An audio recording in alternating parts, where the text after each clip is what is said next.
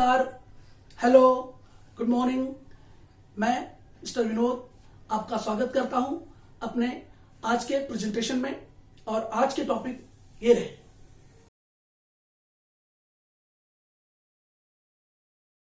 Okay, welcome everyone. Thank you sir. हम part 1 में bill of exchange के बारे में हम डिस्कस कर चुके हैं। Introduction of bill of exchange, concept, definition and meaning, features, types of acceptance and parties to the bill of exchange। ये हमने पार्ट 1 में डिस्कस किया है। पार्ट 1 में हाँ सर। आज हम पार्ट 2 में डिस्कस करने वाले हैं types of bill of exchange, calculation of due date, जिसमें days of grace, nominal due date, legal due date with example हम सीखेंगे, ताकि आपको ड्यू डेट कैसे कैलकुलेट करते हैं वो कैलकुलेट करने आ जाए। इसके बाद most important steps in accounting entries of bill of exchange. यहां पर हम एंट्रीज कैसे करेंगे उन कॉन्सेप्ट को डिस्कस कर लेंगे, और उसके बाद जर्नल एंट्रीज, और जर्नल एंट्रीज के बाद प्रैक्टिकल प्रॉब्लम्स। सो अब हम स्टार्ट करेंगे types of bill of exchange. These are the types of bill of exchange: inland bill, foreign bill, trade bill, demand bill, after due bill and after side bill। after due bill, एक minute यार, after date bill। Now, inland bill, the bill which is drawn and payable in the same country is called as inland bill। For example, bill drawn in Mumbai and payable in Gujarat। तो Mumbai and Gujarat, both state of India, belongs to the same country। So the bill which is drawn and payable in same country is called as inland bill। Now, foreign bill, the bill which is drawn in one country but it is payable in another country is known as foreign bill। For example, the bill which is drawn in India but payable in Japan is the example of foreign bill। Now, trade bill, the bill which is drawn and accepted for some consideration। Consideration is important point। Consideration means trade deal, that is buying and selling activities between buyer and seller, that is called as consideration, known as trade bill। उसे हम क्या कहते हैं? Trade bill. But trading activity हुई ना दोनों के बीच में, बायर और सेलर के बीच में, तो ट्रेड बिल हो गया। इसके बाद demand bill, when bill are payable on demand or presentation, it is known as demand bill। बेटा, जब डिमांड बिल होगी ना, तो डिमांड बिल के अंदर ड्यू डेट नहीं होता है। एनी टाइम ड्रॉवर किसी भी समय पर बिल का पैसा डिमांड कर सकता है। किससे? ड्रॉवर से। तो इसलिए उसको बोलते हैं डिमांड बिल। इसमें ड्यू डेट नहीं होता है, रिमेंबर दैट, इसमें ड्यू डेट नहीं होता है। डिमांड एंड एट प्रेजेंटेशन, कौन प्रेजेंट करेगा बिल? ड्रॉवर प्रेजेंट करेगा बिल, और ड्रॉवर बिल का पेमेंट कर देगा। इसलिए उसमें ड्यू डेट का तो सवाल ही नहीं पैदा होता है। हालांकि इंडिया में डिमांड बिल का कम चलन है। Now, after date bill and after sight, ये दोनों में बहुत ध्यान देना। After date bill, when a bill is payable after the expiry of the period of the bill, it is known as bill of exchange payable after date. मतलब अगर एक बार जो एक्सपायरी पीरियड हो जाएगा ना बिल का, उसके बाद अमाउंट पे कर देगा कौन? ड्रॉवी। किसको? ड्रॉवर को। उसे हम बोलेंगे bill of exchange payable after date. After date में हम चार्ट में देखेंगे कि आफ्टर डेट का एग्जैक्ट कैलकुलेशन कैसे होता है ड्यू डेट के लिए। Now, after sight bill, when a bill is payable so many days after after sight, ध्यान देना यहां पर, so many days after sight is known as bill of exchange payable after sight. तो ये after sight और ये after date में exactly क्या डिफरेंस है वो हम एक चार्ट के द्वारा समझेंगे। सो काइंड्स ऑफ बिल के अंदर जरा एक चार्ट हम डिस्कस करेंगे तो आपको एग्जैक्टली मतलब समझ में आएगा after date and after sight. Okay sir. So kind of bill on the basis of time, demand bill and time bill, and on the basis of place, inland bill and foreign bill. ये तो बहुत simple है, हमने देखा है। सबसे important है time bill का। डिमांड बिल में मैं जैसा मैंने पहले आपको बताया, नो ड्यू डेट, इसमें ड्यू डेट कैलकुलेट नहीं करना होता है। ड्रॉवर प्रेजेंट करेगा बिल ड्रॉवी के सामने और ड्रॉवी हैज टू पे द अमाउंट ऑफ बिल। तो सिंपल है, एनी टाइम डिमांड करेगा, एनी टाइम उसे पेमेंट करना है। तो ये demand bill. Now time bill के अंदर क्या है, आफ्टर डेट। आफ्टर डेट में क्या होता है, period of bill runs from the date of drawing. जिस डेट को ड्रॉवर बिल ड्रॉ करेगा उस डेट से कैलकुलेट किया जाएगा ड्यू डेट। ये होता है आफ्टर डेट। सब लोगों को ध्यान देना इस पर है, बहुत इंपॉर्टेंट पॉइंट है ये। आफ्टर डेट का मतलब क्या है, जिस दिन ड्रॉवर ने बिल को ड्रॉ किया उस दिन से लीगल ड्यू डेट कैलकुलेट किया जाएगा, वो होता है after date. And after sight में क्या है, देखो after sight period runs from the date of acceptance. जिस डेट को ड्रॉवी ने बिल एक्सेप्ट किया उस डेट से ड्यू डेट कैलकुलेट किया जाएगा। देखो बहुत ध्यान देना, date of drawing and date of acceptance. तो जहां पर डेट ऑफ ड्रॉइंग रहेगा उसे हम बोलेंगे आफ्टर डेट बिल, और जहां पर डेट ऑफ एक्सेप्टेंस रहेगा उसे हम बोलेंगे after sight bill. Okay,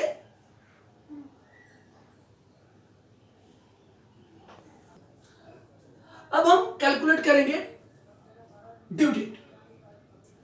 calculation of due date, इसमें सबसे इंपॉर्टेंट होता है डेज ऑफ ग्रेस। एग्जाम में क्वेश्चन भी आता है ऑब्जेक्टिव्स में, what is days of grace, तो आप इसे लिख सकते हैं बहुत अच्छी तरह से। At the time of calculation of the due date, जब हम ड्यू डेट कैलकुलेट कर रहे होते हैं बिल का, there is established practice. Practice means custom, प्रथा है एक। अमंग मर्चेंट्स, जो व्यापारी होते हैं उनमें एक प्रैक्टिस है, प्रथा है, to add 3 extra days to the period of bill. जो भी पीरियड आएगा बिल का उसमें 3 एक्स्ट्रा डेज अलाउड कर देते हैं। These 3 extra days are known as days of grace. Very simple. व्यापारियों में एक प्रथा है कि जब पीरियड ऑफ बिल कैलकुलेट करेंगे तो उसमें अपनी तरफ से 3 एक्स्ट्रा डेज उनको अलाउड कर देते हैं, उसे हम कहते हैं क्या है, days of grace. Now days of grace कब ऐड करेंगे और कब नहीं ऐड करेंगे, ये ध्यान देना जरूरी है। याद रखो बच्चों, डिमांड बिल में days of grace are not allowed. In case of after date and after sight, due date counted from the date of drawing the bill. किसमें, आफ्टर डेट में, ध्यान रखना हमने पहले भी डिस्कस किया है। Due date counted from the date of drawing the bill and 3 extra days are allowed. After sight, due date counted from the date of acceptance. ध्यान देना, बिल ड्रॉ कौन करता है, ड्रॉवर, और बिल एक्सेप्ट कौन करता है, ड्रॉवी। तो आफ्टर डेट में ड्रॉवर याद रखना है, आफ्टर साइट में ड्रॉवी याद रखना है, या drawing of bill, acceptance of bill याद रखना है। और 3 extra days are allowed in these 2 cases. Remember that. In standard 12th आपको यही रहेगा। डिमांड बिल तो शायद न रहे, प्रॉब्लम तो प्रैक्टिकली बोर्ड में तो नहीं आता है, हम पिछले 35 साल से देख रहे हैं, तो अभी तक तो कम आया ऐसा है या नहीं। नाउ ड्यू डेट कैसे कैलकुलेट करते हैं, उसमें सबसे इंपॉर्टेंट होता है nominal due date and legal due date. ये नॉमिनल ड्यू डेट क्या है भाई, ये 3 एक्स्ट्रा ग्रेस डेज से पहले जो डेट कैलकुलेट करके हम जिस डेट पर पहुंचते हैं उस डेट को बोलते हैं नॉमिनल ड्यू डेट, बस इतना ध्यान रखना है। इन दोनों में डिफरेंस क्या है? इसमें अभी तक हमने 3 एक्स्ट्रा ग्रेस डेज ऐड नहीं किया हुआ है, तो जिस डेट पर हम पहुंचेंगे ड्यू डेट कैलकुलेट करते वक्त, अभी हम प्रैक्टिकल एग्जांपल देखने वाले हैं इसके 3-4, तो कोई भी चिंता की बात नहीं है, बहुत सिंपल कॉन्सेप्ट है। जैसे ही आप प्रैक्टिकल एग्जांपल देखेंगे आपको ड्यू डेट कैसे कैलकुलेट करना है वो आ जाएगा। और ये बहुत इंपॉर्टेंट पार्ट है। क्यों? क्योंकि आपको बिल किस डेट को ऑनर करेगा ड्रॉवी, वो तो लीगल ड्यू डेट को करेगा, तो ड्यू डेट तो कैलकुलेट करना है, हर प्रॉब्लम में करना हो। सो ध्यान दीजिए, नॉमिनल ड्यू डेट में 3 एक्स्ट्रा ग्रेस डेज हम ऐड नहीं करते हैं, और जिस डेट पर पहुंचते हैं उस डेट को हम क्या बोलते हैं? Nominal due date. और जैसे ही हम उस नॉमिनल ड्यू डेट में 3 एक्स्ट्रा ग्रेस डेज ऐड कर देते हैं तो हम किस पर पहुंच जाते हैं? Legal due date. तो देखिए क्या लिखा हुआ है इसके बारे में। It is the due date which includes only period of credit. जो क्रेडिट पीरियड ड्रॉवर ने ड्रॉवी को अलाउड किया है केवल वही हम ऐड कर लेते हैं, और उसके अंदर हम क्या ऐड नहीं करते? Not the days of grace. तो जो डेट हमें मिलती है उसे हम नॉमिनल ड्यू डेट कहते हैं।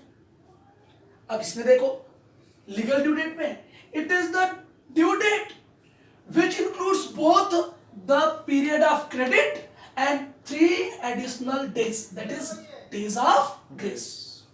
देखिए कितना सिंपल है, इसमें केवल क्रेडिट पीरियड था, इसमें क्रेडिट पीरियड के साथ साथ 3 एडिशनल डेज भी आपने ऐड कर लिया, तो क्या हो गया? वो legal due date. Legal due dates on which the bill is to be paid.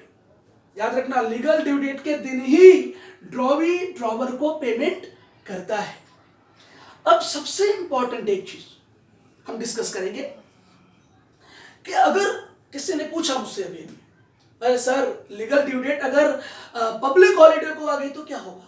जैसे कि पब्लिक हॉलीडे सब जानते हैं, संडे है, और पब्लिक हॉलीडे तो हमारे देश में जैसे 15 अगस्त, 26 जनवरी, 2 अक्टूबर ऑल्सो, 25 दिसंबर।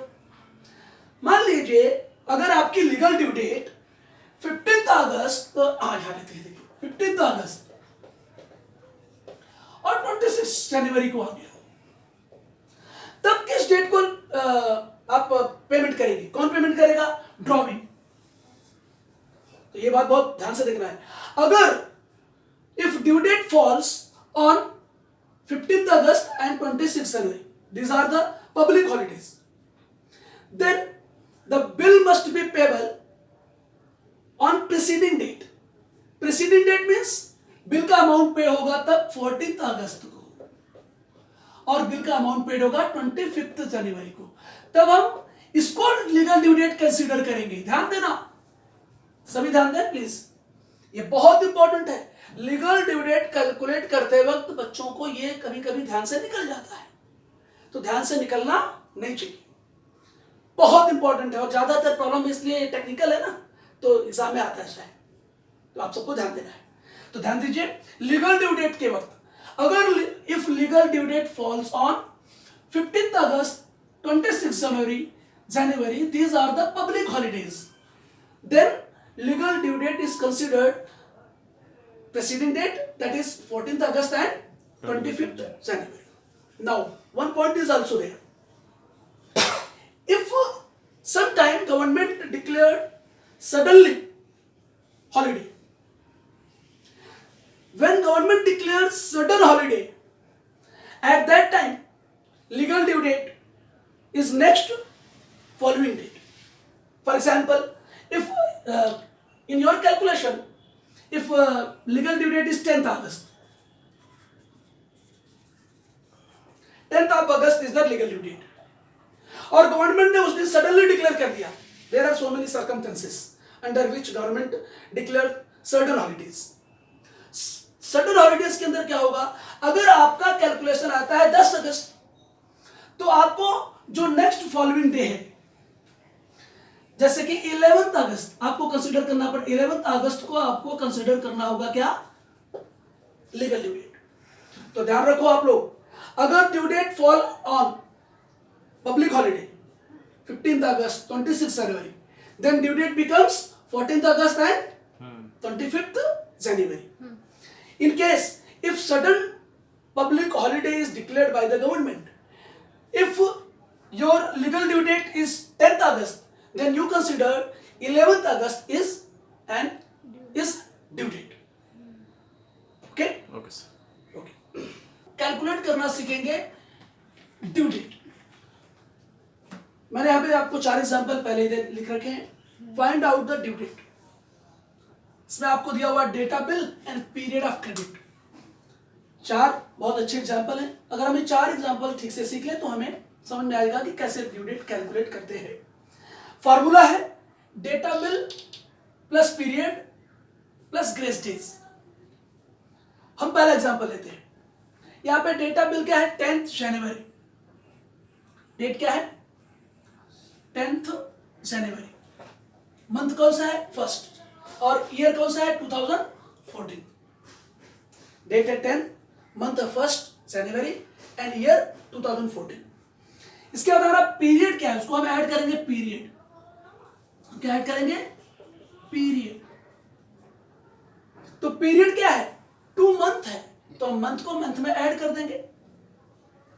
तो हमारा क्या आ जाएगा बोलो? 10th मार्च 2014. ये जो डेट आएगी इसे हम क्या बोलेंगे? Nominal due date.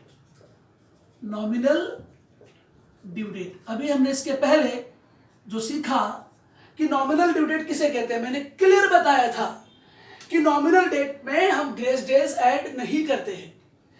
तो हमने क्या किया? सिंपल जो डेट है बिल का, उसमें हमने जो क्रेडिट पीरियड ऐड किया, तो हमें जो डेट मिली है 10th मार्च 2014, ये क्या है? नॉमिनल ड्यू डेट है. अब हम इसमें 3 एक्स्ट्रा ग्रेस डेज, जो हम 3 एक्स्ट्रा ग्रेस डेज होता है उसे ऐड करेंगे. तो डेज में डेज को ऐड करेंगे.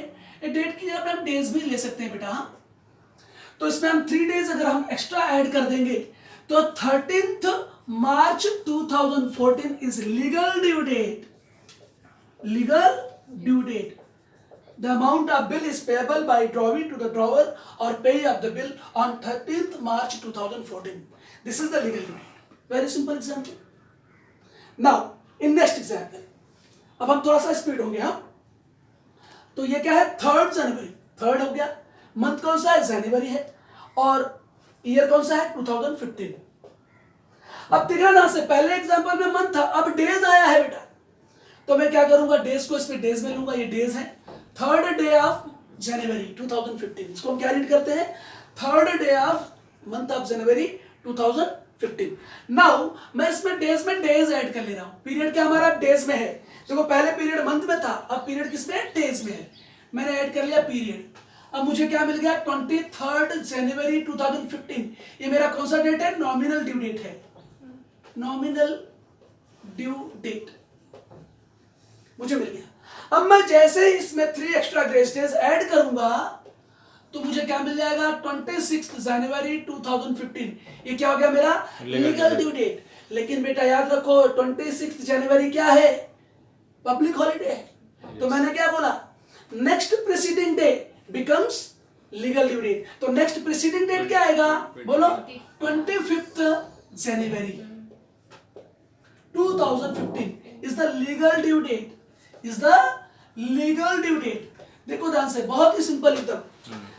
3 डेज ऐड करने के बाद 26 जनवरी आया. 26 जनवरी क्या है बताओ? पब्लिक हॉलीडे है. क्लियर पब्लिक हॉलीडे, सब जानते हैं. 26 जनवरी independence day. Independence day no, republic day. So 26 जनवरी 2015 आया है. ये पब्लिक हॉलीडे है, इसलिए ड्यू डेट क्या कंसीडर करेंगे? 25th January. Now in 3rd example, just अब थोड़ा स्पीड देखेंगे हम लोग. ये है 12th month, sorry May month है. यहाँ 5th मंथ 05 लेते हैं. ईयर 2016 है इस वक्त.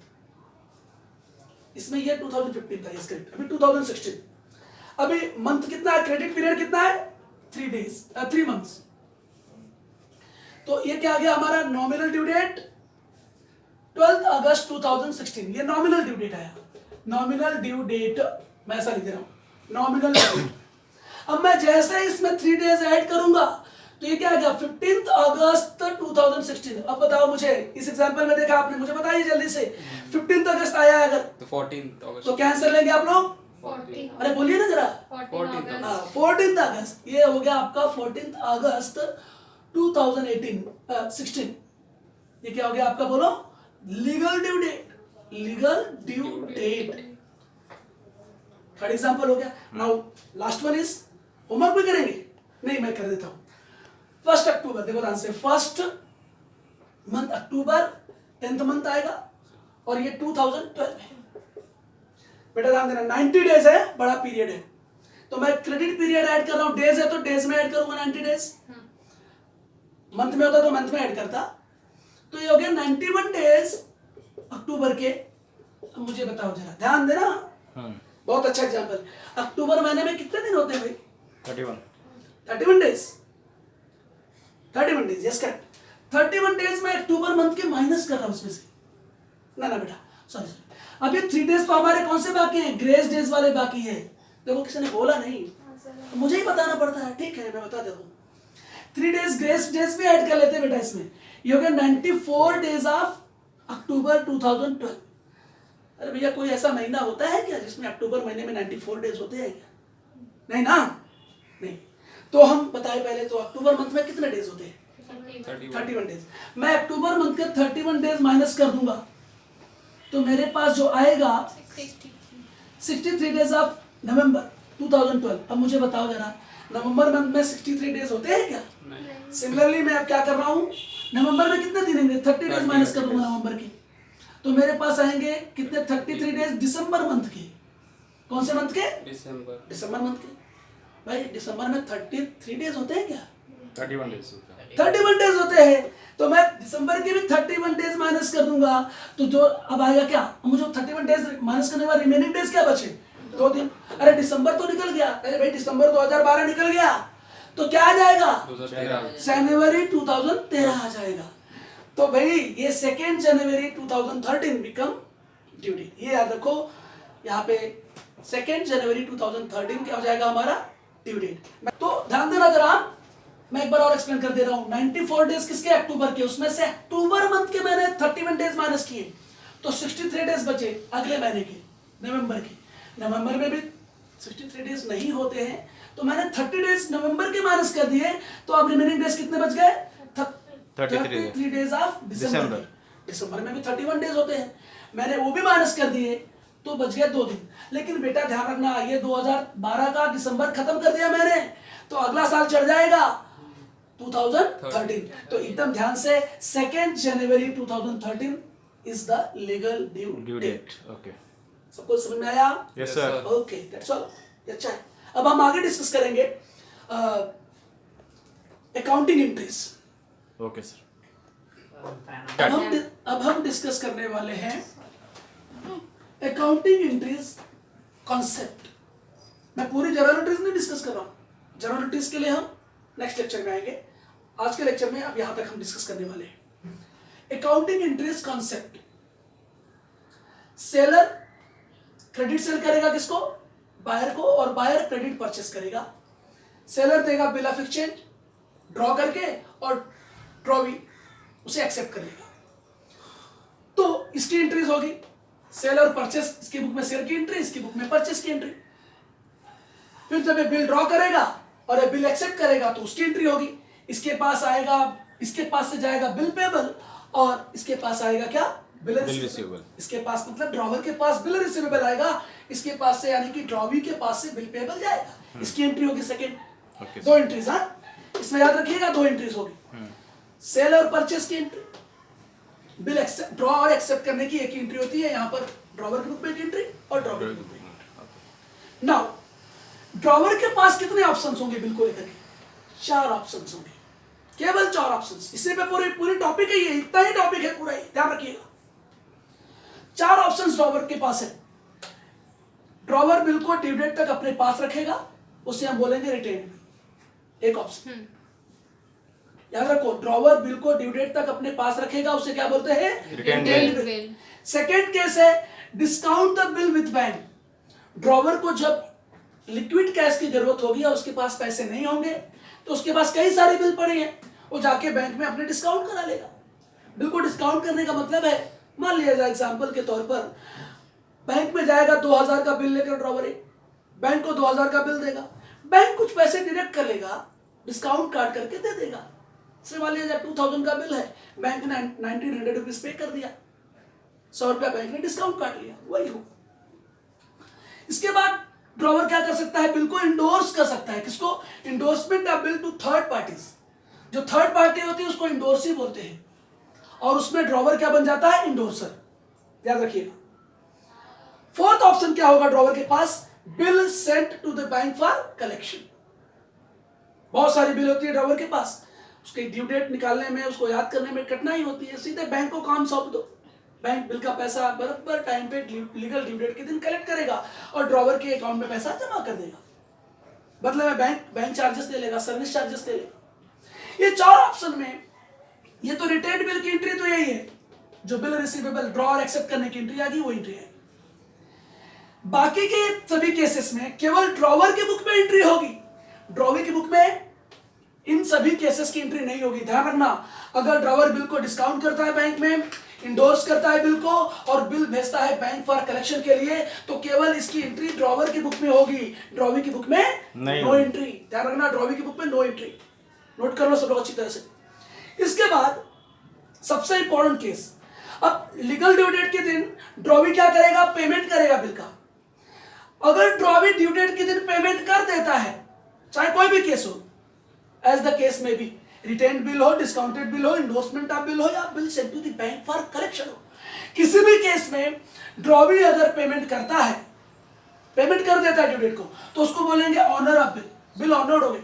मतलब सीधे सीधे ड्रॉवी ने बिल का पैसा ड्यू डेट के दिन पे कर दिया।